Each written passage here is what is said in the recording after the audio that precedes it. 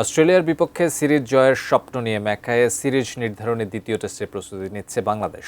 তবে ম্যাচ শুরুর 2 দিন আগে দলে কিছুটা দুশ্চিন্তা তৈরি করেছে তানজিদ হাসানের ঘাড়ের সমস্যা।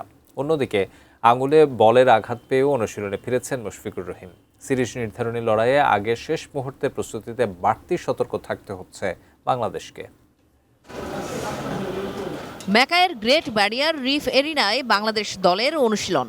অজিদের বিপক্ষে দ্বিতীয় টেস্টের আগে প্রস্তুতিতে ব্যস্ত ক্রিকেটাররা, কিন্তু সবার কৌতূহলের কেন্দ্রে ছিলেন তানজিদ তামিম। দলের সঙ্গে ওয়ার্ম আপ ও ফিল্ডিং অনুশীলন করলেও ব্যাট হাতে নেটে দেখা যায়নি এই ওপেনারকে।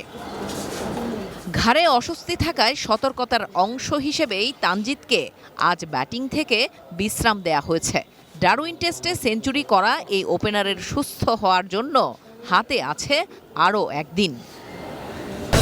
Breaking news, Airtel এখন Circle. তানজিদকে নিয়ে যখন একটু অস্বস্তি, তখন অনুশীলনে চোট পেয়েছেন মুশফিকুর রহিমও। নেটে ব্যাটিংয়ের সময় আঙুলে বলের আঘাত লেগেছে। প্রাথমিক চিকিৎসার পর অবশ্য আবারও ব্যাট হাতে নেটে ফেরেন মুশফিক। আপাতত তার চোট নিয়ে বড় কোনো উদ্বেগ নেই বাংলাদেশ শিবিরে। The environment has been good for a long time, and now there's even more respect for each other, which is important, and there's more belief in each other, which is what you want in any dressing room. So that's been very good, and it's the reason why we seem to be playing better every time we play Test cricket. So it's good. The environment is really good. এদিকে দীর্ঘ সময় bowling করেছেন শরীফুল ইসলাম। বাঁহাতি এই পেসারের bowling নিবিড়ভাবে পর্যবেক্ষণ করেছেন প্রধান কোচ ফিল সিমন্স।